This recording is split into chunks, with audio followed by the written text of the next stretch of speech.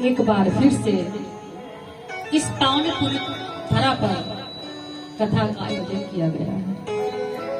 ये जो श्रीमद् भागवत पुराण कथा है, ये कथा मुक्त प्रदायिनी कथा है। ये वो पावन पुनीत कथा है कि जीवित व्यक्ति को ताड़ती ही ताड़ती है।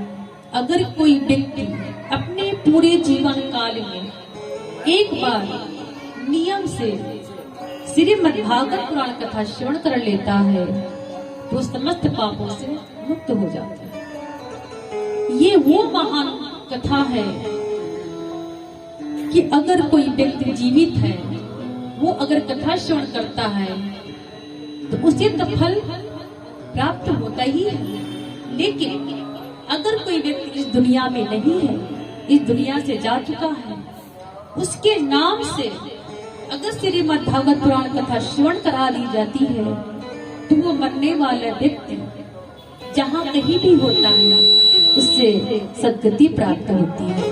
तो किसी भी प्रेत योनि या नरक में कहीं भी वो अगर आत्मा है तो अगर उसके नाम से विधिवत कथा श्रवण करा दी जाती है तो तत्क्षण उस नरक से, उस योनि से, प्रेत योनि से मुक्त होकर के भगवान के शरणागति उससे प्राप्त होती है। देखिए, जो रामायण है, जो राम कथा है, ये क्या है? ये हमें जीवन जीना सिखाती है कि अगर हमें मानव जीवन मिला है तो इस मानव जीवन को हम कैसे जिए। जीवन तो हमने पा लिया, लेकिन इस जीवन को कैसे जिया जाए। तो जो ये राम कथा है, ये हमें जीवन को जीना सिखाती है। एक माँ का फर्ज कैसे निभाना चाहिए। अगर वो माता कौशल्या के चरित्र के श्रवण कर लेती है, उसे एक माँ का फर्ज कैसे निभाना चाहिए उसे ज्ञात हो जाता है।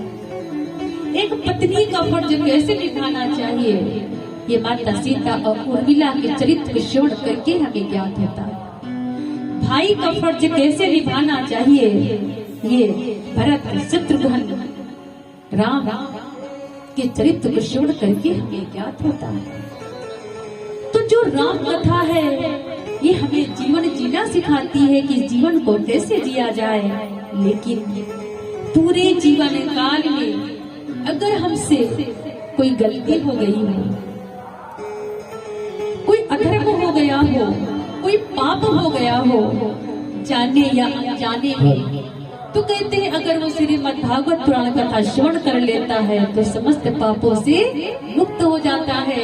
इसीलिए जीवन रहते रहते हमें एक बार श्रीमद् भागवत पुराण कथा अवश्य श्रवण करनी चाहिए। ये मुक्त प्रदान की कथा है, ये समस्त पापों से मुक्त कर देती है।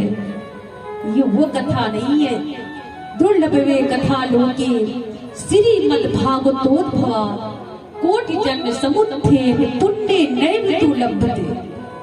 ये वो अमृतमयी कथा है कि करोड़ों कोटि जन्म समुत्थे, करोड़ों जन्मों की जो पाप है वो समाप्त हो जाते हैं। और ये कथा सिर्फ पृथ्वी वासियों के लिए ही सुलभ है। देवता लोग अगर चाहे तो भी ये कथा श्रवण नहीं कर सकते। कहते हैं जिस समय राजा परीक्षित को श्राप लगा था, सुखदेव मुनि राजा परीक्षित को ये अमृतमयी कथा श्रवण कराने जा रहे थे। मुक्तमयी जो कथा है, ये मुक्त प्रदायिनी कथा, सुखदेव जी महाराज जैसे सुनाने के लिए जा रहे थे तो रास्ते में सारे देवता मिल गए।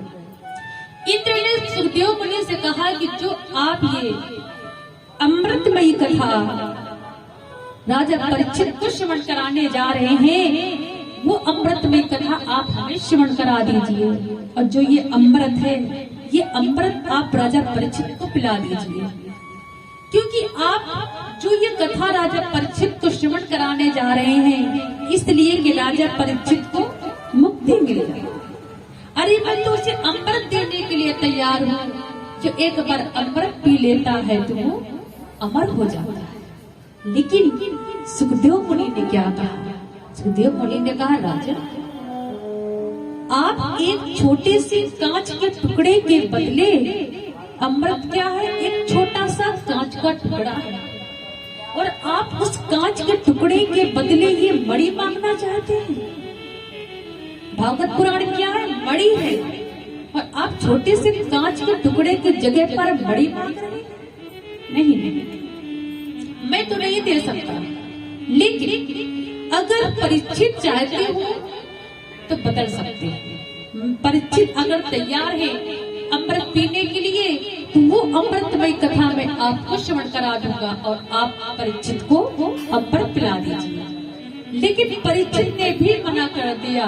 परीक्षित ने कहा, नहीं नहीं ऋषिवर, मुझे ये अमृत पी करके दीर्घ जीवी नहीं बनना, मुझे ये अमृतमयी कथा का रसपान करके मुझे दिव्य जीवी बनना है।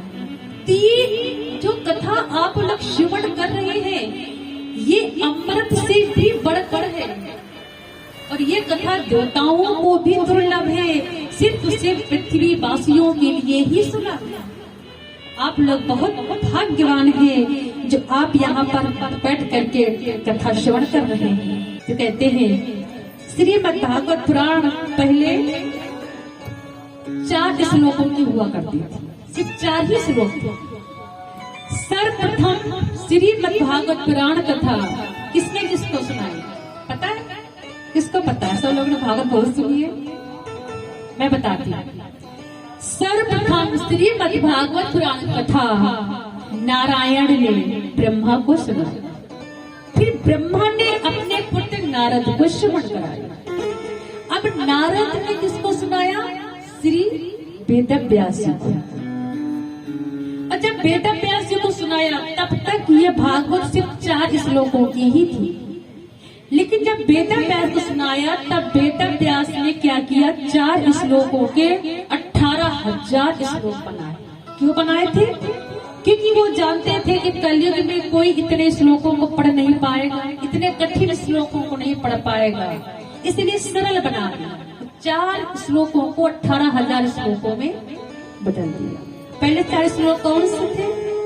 अहम मेवाग्रे नान्यत् यत् सत् परम पश्चादहम्यदेतच्चे सोऽवशिष्येत् सोऽस्म्यहम् हृतेऽर्थं यत् प्रतीयेते न प्रतीयेते चात्मनि तद्विद्यात् मनोमाया यथा भाषो यथा तमः यथा महान्ति भूतानि भूतेषु चावचष्यनु प्रविष्टानि प्रविष्टानि तथा तेषु नात्यश्वहम् एतावदेव जिज्ञासम् तत्त्वजिज्ञासुनात्मना अन्वयप्यतिरेकाभ्याम् याति शर्वर्ति सर्वदा।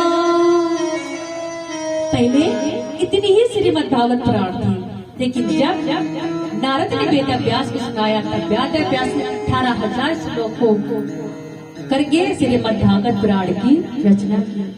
फिर वेदव्यास ने अपने पुत्र सुखदेव मुनि को श्रवण कराया। सुखदेव मुनि ने राजा परीक्षित को श्रवण कराया।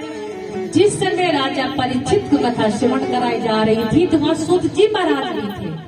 सूत जी महाराज को अपना अनन्य शिष्य मान करके सुखदेव मुनि ने सूत जी को सुनाया, और सूत जी ने 88,000 ऋषि मुनियों को नैमिषारण्य में श्रीमद् भागवत कथा को श्रवण कराई, जो आज अब हम लोग श्रवण कर रहे हैं। बोलिए श्रीमद् भागवत पुराण की।